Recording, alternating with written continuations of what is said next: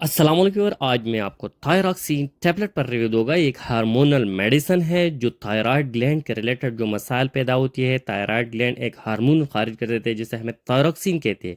जब इस थायरॉक्सीन की सिक्रीशन में कमी लायक होती है तो इसे हमें हाइपोथायरॉयडिज्म कहते हैं। तो इन मसाइल को ट्रीटमेंट के लिए, इनकी इलाज के लिए दिया जाता है।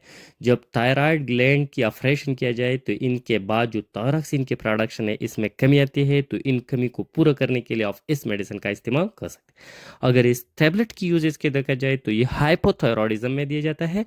जैसे कि थायरॉक्सीन की कमी जिस्म में लायक होती है तो इन कमी को पूरा करने के लिए दिया जाता है। जब हाइपोथायरॉयडिज्म होती है तो जिस्म में मुख्तलिफ मसाइल पैदा होती है, जैसे मेटाबॉलिज्म ठीक नहीं होती, यानी हाजमा ठीक नहीं होती, बॉडी की ग्रोथ स्टॉप होती है, थकावट होती है, टेम्परेचर सेंसिटिविटी पैदा होती है, इंसान धूप और सर्दी बर्दाश्त नहीं कर देती, कब्ज़ होती है, मुख्तलिफ किस्म की और मसाइल पैदा होते हैं, जैसा कि वज़न बढ़ना हो सकती है, कब्ज़ पैदा होती है, गले में सूजन होती है। तो इन सारी कंडीशन को ठीक करने के लिए, हाइपोथायरॉयडिज्म को ख़त्म करने के लिए, जो थायराइड के मसाले हैं इनको ठीक करने के लिए दिया जाता है, स्पेशली हाइपोथायरॉयडिज्म में। साथ ही थायराइड की जो कैंसर होती है इसमें भी दिया जाता है, गौटर में दिया जाता है। जब थायराइड ग्लैंड जैसे गले में सूजन पैदा होती है, स्वेलिंग होती है गले में हाइपोथायरॉयडिज्म में, तो इन सेवियर हाइपोथायरॉयडिज्म में इस मेडिसिन का इस्तेमाल कर सकते हैं। इस मेडिसिन के इस्तेमाल से थोड़े बहुत साइड इफेक्ट भी हो सकते हैं, जैसे वज़न बढ़ना।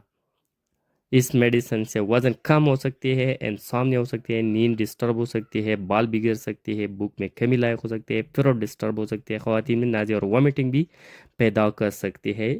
अगर इसकी प्रिकॉशन को देखा जाए तो इसको प्रेगनेंसी में नहीं देना चाहिए, लेकिन अगर ज़रूरत है तो डॉक्टर के मशवरे के साथ। डायबिटिक पेशेंट, हार्ट पेशेंट और जो लोग इससे हाइपर सेंसिटिव हो इसको नहीं देना चाहिए। अगर इसको डोज को देखा जाए तो इसको डॉक्टर के मशवरे के साथ इस्तेमाल करना होगा। डॉक्टर आपको डोज रिकमेंड करके आपको देंगे, जैसा 500 mcg से लेकर 200 mcg दिन में एक दफ़ा। लेकिन डॉक्टर आपको जितने टाइम डोज रिकमेंड किया इसी तरह इस्तेमाल करें। Self prescription dose increase decrease करना, दवाई स्टॉप करना नहीं, बिल्कुल डॉक्टर के मशवरे के साथ करना होगा। Thank you for watching.